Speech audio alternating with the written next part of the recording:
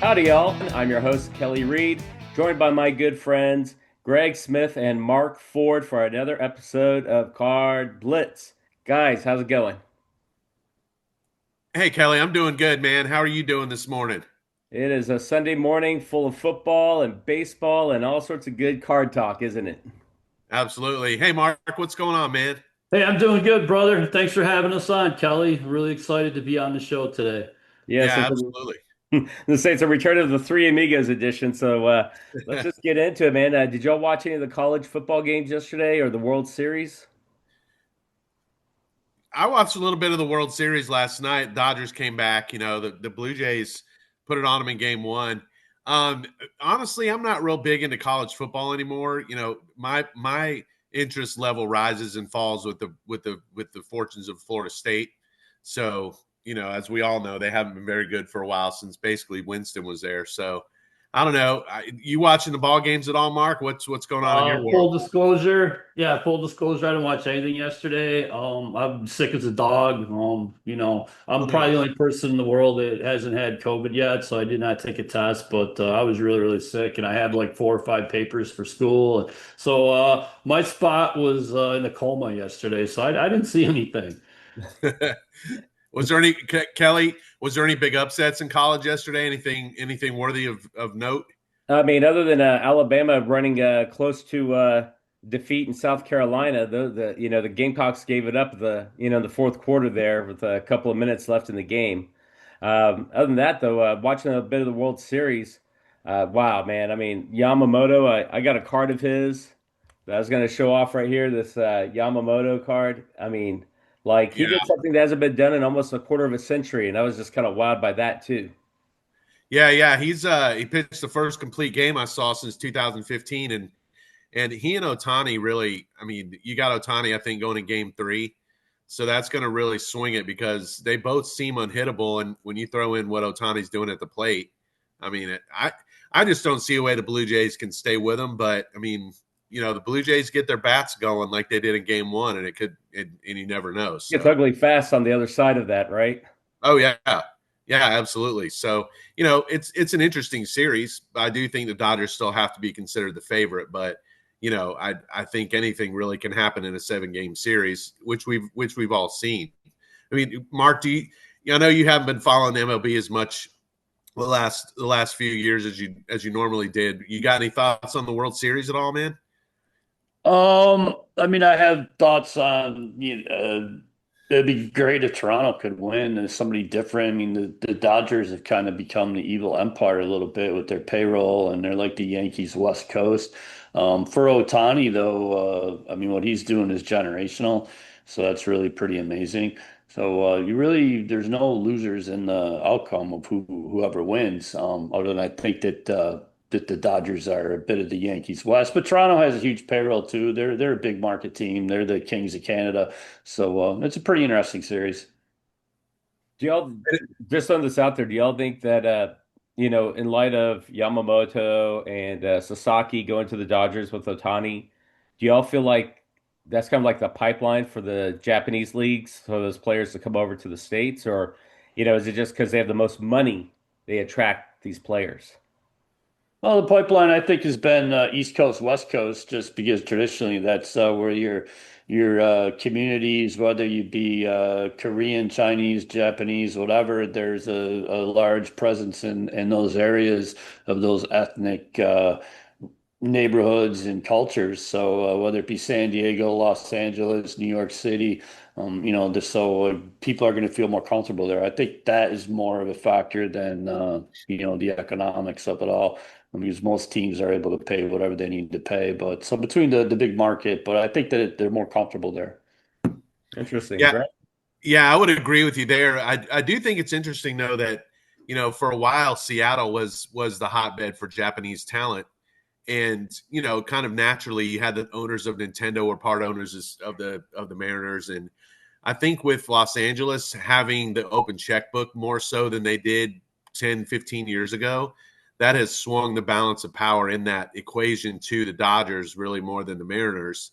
Um, and like you said, Mark, with the teams in New York and Philadelphia, and a lot of Dominican presence in those teams. So I think that it's kind of like before the Japanese players can spread over to the East Coast, they're gobbled up by the West Coast, and I think that's probably going to be the trend until and unless baseball gets a salary cap. Which, let's be honest, guys, baseball's in for a long problem after next year. So they better figure that out, or else the slowly rising popularity back into the forefront that baseball is experiencing will screech to a halt if they have a long lockout or a strike in 2027. So, but it's coming because the owners are really pushing for a salary cap and a salary floor and all this stuff. So we're going to see what happens with baseball. It's going to be very interesting, and I'm kind of sad because I do follow baseball still. I'm not as fanatical as I used to be about it, but I think that there's going to be a day of reckoning with baseball, and it's going to count against some of these guys that are really having historic careers. If you really break it down, Judge is a good example. Otani, certainly. Juan Soto, all those counting stats that you used to get, hits, home runs, strikeouts, the whole thing's going to be skewed. It's already skewed enough because they lost 2/3 of a season to COVID. So it's gonna affect some historical numbers, and not to compare what's happening now with what happened in World War II, but you're going to see some of those guys missing some time because of this. So, that's my little rant about baseball. I think they're going to shoot themselves in the foot. I don't think there's any question it's coming, and I don't think it's going to be particularly pretty. So we'll see. I don't know, but Well, let's ask Mark, because Greg, you had mentioned that you were kind of out of the hobby in '94 with the last strike. Mark, were you collecting it all in the early '90s, mid '90s? Yeah, I was collecting a little bit. I mean, I've stayed with it a little bit here and there through the. I didn't completely disappear, but yeah, I was still collecting cards then, and the strike really kind of did kill my interest in baseball for a long time in '94. And then how can you have a year without a World Series? So, and I'd still never really come back. I mean, I was a baseball nut, completely fanatical about baseball, played minor league baseball. I mean, I love baseball, but I love the game. But as far as at like the major league level, my fandom has never really returned. Do you think for the younger collectors that have come into the hobby since COVID, that 2020 year, 2021 year, do y'all think if there is a strike next year, how much of a hit does the card hobby take? Just kind of throwing ideas out there. Well,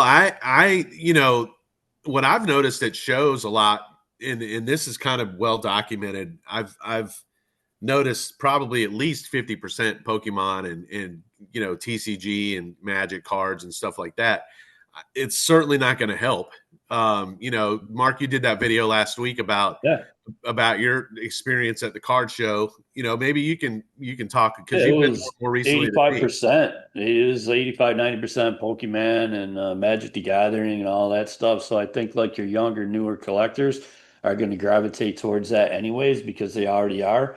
So if you throw a work stoppage in with baseball, it's going to have that much more of an impact because you're already losing collectors to that side of it, and they're into the non-sports more than they are the stick and ball game, so to speak. So anytime you're going to throw up a work stoppage and there's no product or there's nothing to relate to, then it's going to be damaging.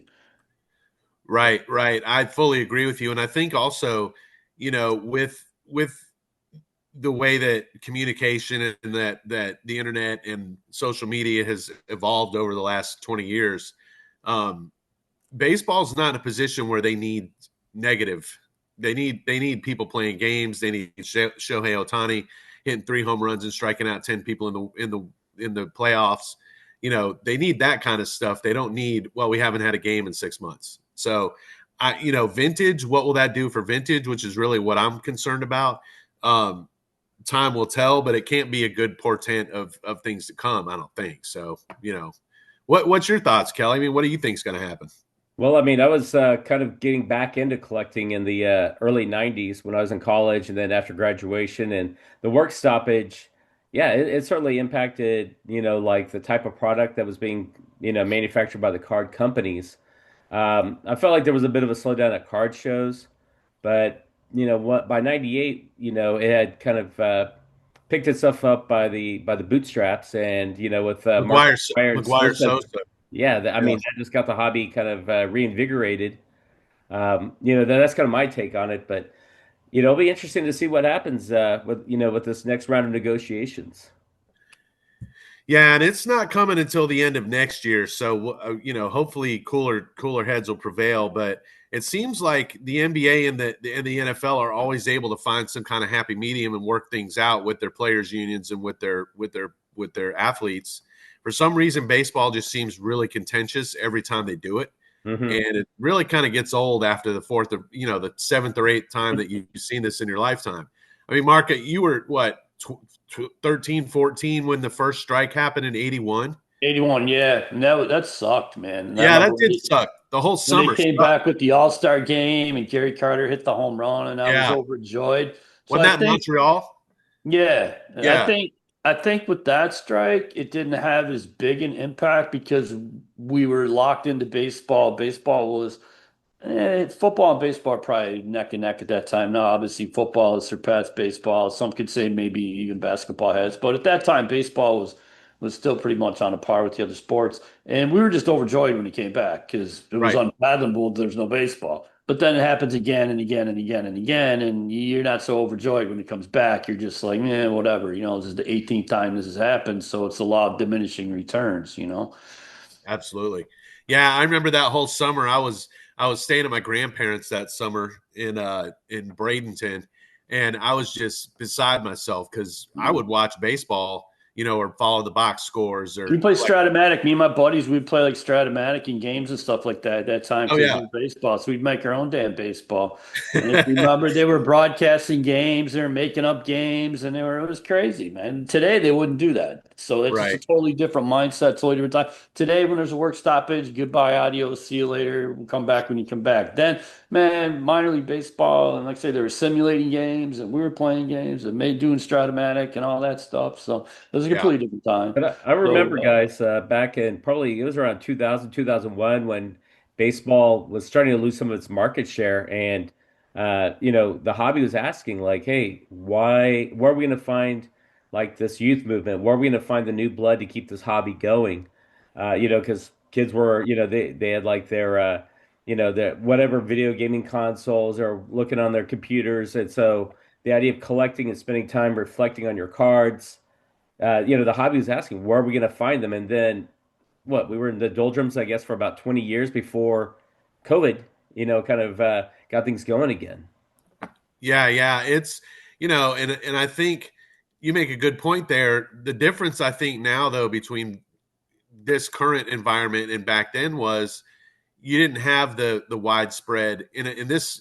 I don't want to turn this into an anti-Pokemon show, but you have to wonder what's going to make the kids who are into that kind of stuff transition over to sports cards and things like that. So I don't even know if that will happen. So I mean, no, I don't think they will, Greg. I don't. yeah, I'm with them every day.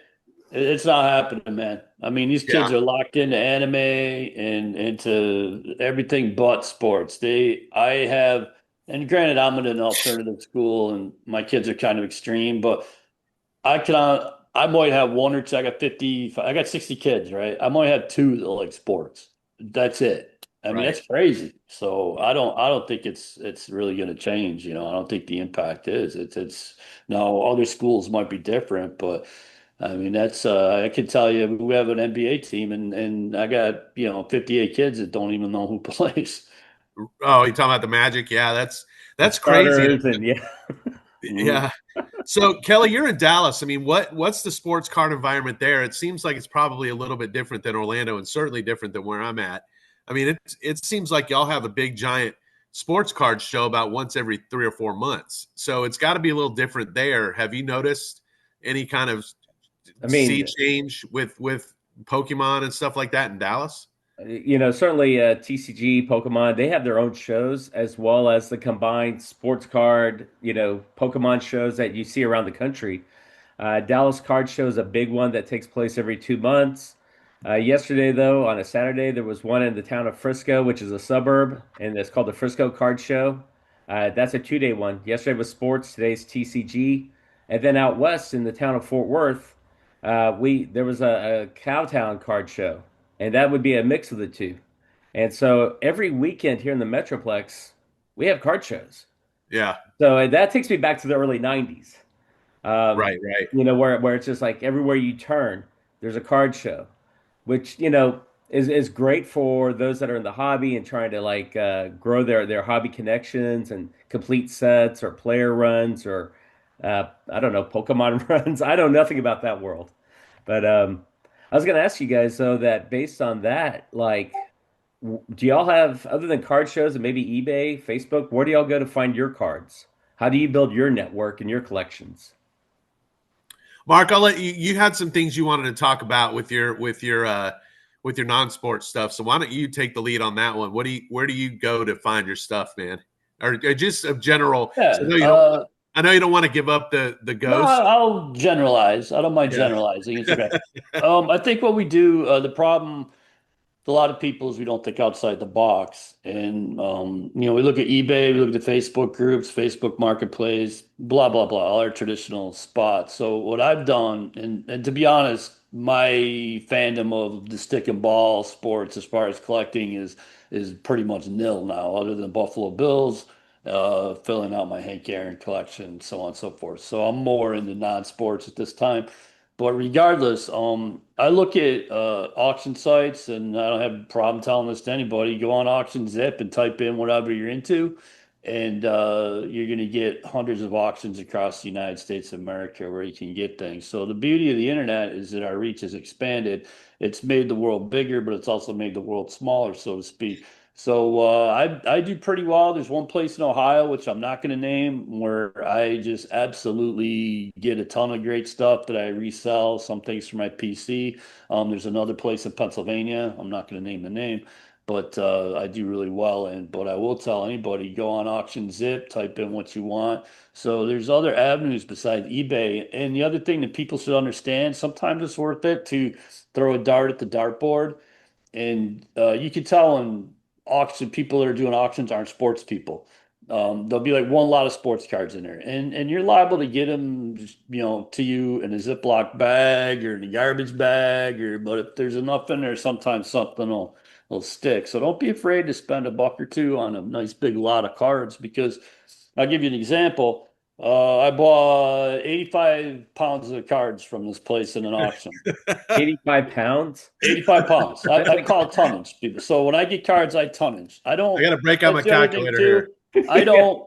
I don't want one card, two cards. Like I'm looking at like 1,200 friggin' Star Wars cards right now, right? So tonnage and 180 cards is a pound. So I want tonnage. 15,300 cards. All right, thank you. the math guy. Tonnage, and it was true. But this is what I got in there. Oh, that's sweet, man. All right, I set it off to get graded. I'll take it out of the plastic so you can really see this. So I got, and it was mostly basketball, and I cannot stand basketball. I got about 15% baseball, which I sold, had a good time with. I still have mountains of basketball. So if anybody wants any mid 90s to or mid 2000s basketball, hit me up. I'll give it to you. But look at that thing. I mean, that was in That's a there. beaut, man. That rode in a garbage bag in a freaking Ziploc bag or something. And I call my daughter Shasta Goldfinger because she always has the knack for pulling these things out. So she says, "Hey, Dad, look at this." And then she's pulling Jordan. So think outside the box. If it's not going to cost you an arm and a leg, take a shot at it. It's fun. For one, it's fun. Like you're digging through, what am I going to find in 85 pounds of cards? And it's a little different. Well, Greg, Well, if I go ahead, Kelly. I'm sorry. well, I was going to ask you, man, because like you're kind of on the other side of that where you're sourcing to sell. Do you feel like with the proliferation of like auction houses, is that like there's only a certain amount of marketplaces that people get purchase from, right? So like, Sure. what's going to happen in regards to all these auction houses popping up? Well, I mean, it's like any business. I think you're going to have there's only a certain pie that you can eat from, and if there's 15 as opposed to three, the shares, the market share is going to get smaller for all of them, probably. I don't really swim around in the land of auction houses a whole lot. Um, my sourcing is more. I look for lots on eBay. I do look in the groups. I don't really look in my main group as much as I used to because it's kind of a conflict of interest with my role in that group. But there's a lot of Facebook groups I buy good stuff from. I'm looking for lots now that I can break up and honestly resell. So, I'll find some lots. I'll find a good claim sale on a different page every once in a while when I get some good stuff. I've been doing some consignments too. So there's some people sending me some stuff to sell for them, which has been working out really well. So, I have to limit that as I have a certain amount of time and the profit margin is definitely lower. But, I go on blowout quite a bit, blowout cards. I also go on Net 54 and get some good lots on there. I've been I've kind of stayed away from where Mark's at, but now that I know that he's not really looking for sports cards anymore, I'm probably going to start maybe prodding him a little more for some info on where he There's gets. plenty to go around, brother. Don't worry. Plenty to go around. It's all good. You come on, swim. You come swim my ocean, buddy. I love you. We're good. Yeah. Well, I got to say this. I've never been to a card show in Dallas, Kelly, but the way that I operate, man, I can't help but think that would be like a gold mine for me. So I don't know. I've thought maybe sometimes I need to move to a different place to get my Well, I was card. gonna say, if you can get Mark to drive over across the state, pick you up, and then y'all road trip it to Dallas. We'll hang here and go to a couple of card shows and maybe a Rangers game if it's in the summer. Yeah, Um, yeah. that or maybe we meet somewhere in the middle, maybe Atlanta, and see what's going on in that town. Right, Definitely. right. Go ahead, Mark. Yeah, definitely. We get together. I'd love to. You pick up Breck Allman in Mississippi, we can go crazy. It'd be like road trip the movie. That would be kind of That would cool. be a party. Maybe we can Maybe bring James James. along Yeah, too. grab James, grab Breck, meet up with Kelly. It'd be good. That would We'll be have to kind of do cool, that, man. actually. Well, let me ask you guys this: when y'all are going through, these lots, do y'all try to organize them like, I guess, into sets and then sell partial sets, or do y'all just, what are y'all doing with like just this bulk? Was it 15,300 cards? Like that's a ton. Yeah, what I did with those, obviously I picked through the obvious, and that was the baseball because there was some vintage baseball in there. But I'll be honest, all I tried to do was I was so lucky that it was all by player already. So everything was pretty much, I mean, you got That's jumbled up in awesome. the garbage bags, but everything was pretty much already sorted by player. So I basically that's all I do because like with my sales, I'm doing a lot of 25 cent, 50 cent things. So I try to get everything by player.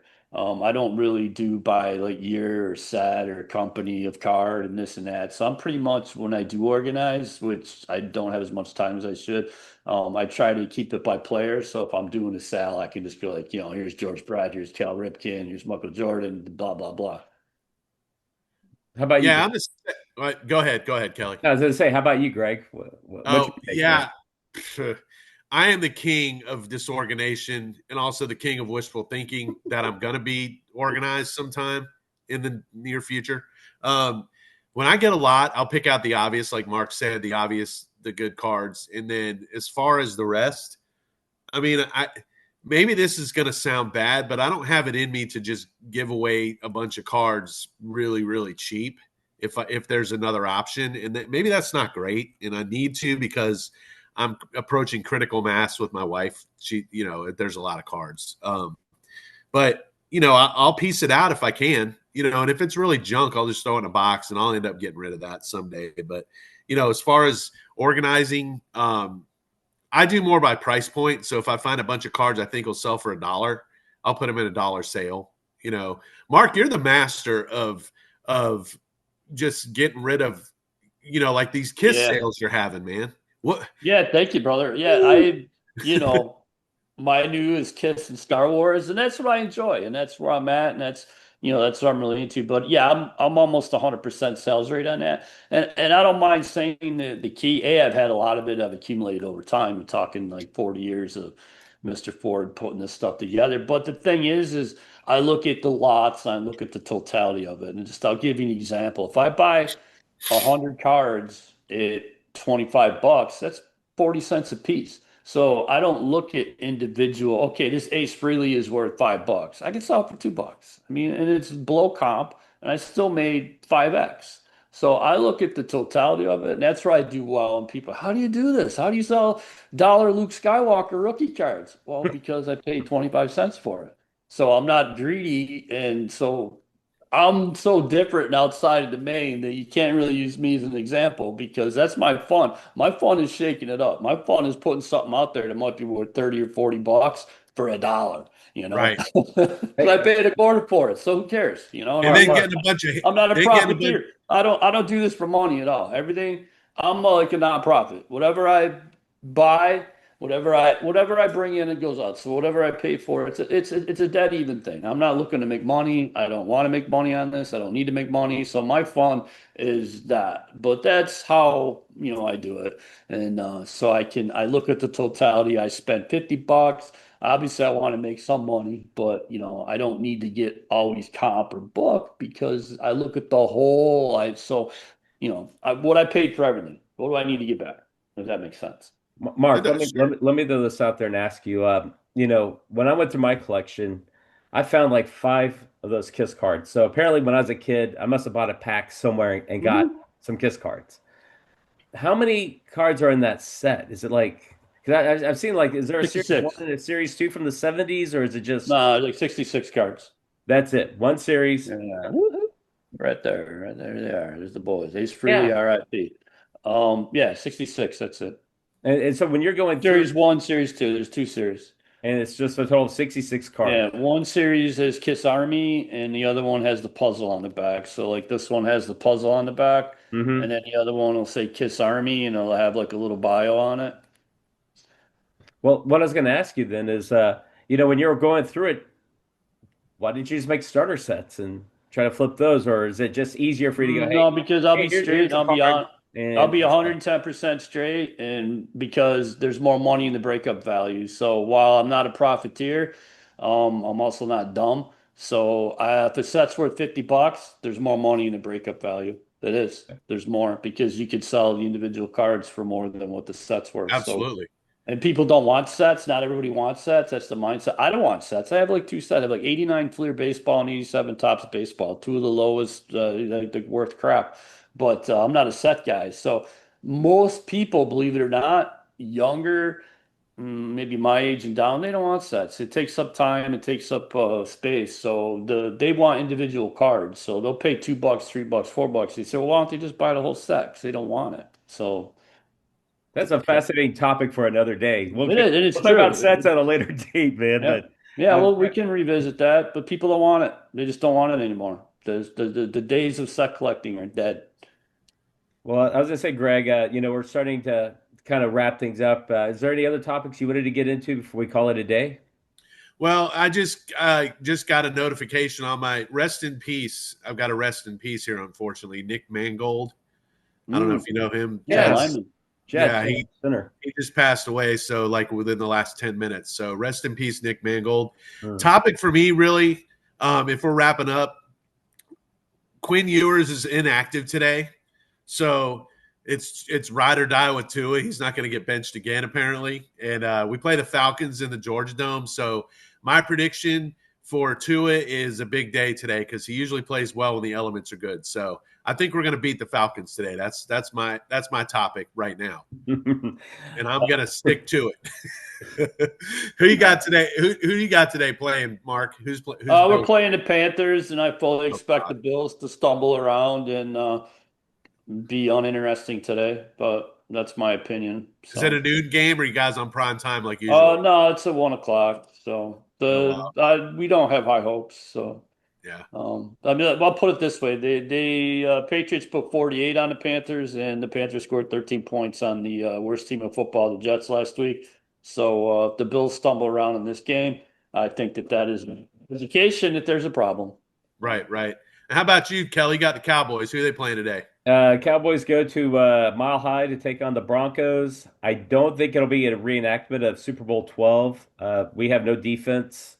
Yeah. Offense, it's kind of humming along, but we lost to the Panthers, as y'all are well aware.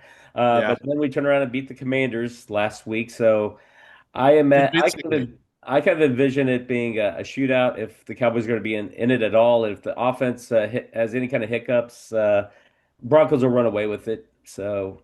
Well, just a word of advice: take Bo Nix out of the game in the third quarter, so he can't do anything in the fourth quarter because that's his territory. He's a gunslinger, man. He's Definitely. fun to But watch. So I don't know. I don't know. We'll see, but I'm predicting a Miami win today. That'd be just like them to ruin their draft pick. So we'll see what happens. They'll rip off 3 in a row and draft 15th again. We'll see what happens. But well, I was gonna throw it out there, guys. We're down to a best of 5 in the World Series. Y'all want to throw out any guesstimates? It's 1-1 right now between Blue Jays and Dodgers. they're going to Los Angeles now for 3, I think. Is that right?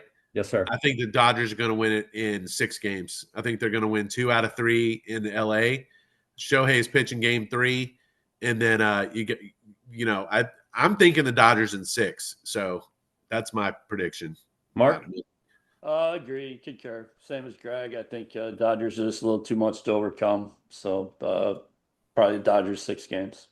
Well, I'll tell you what, though. I was just in Canada last month, and the Blue Jays. We were in West Canada, kind of over by the Rockies, and the Blue Jays are a big deal in Canada.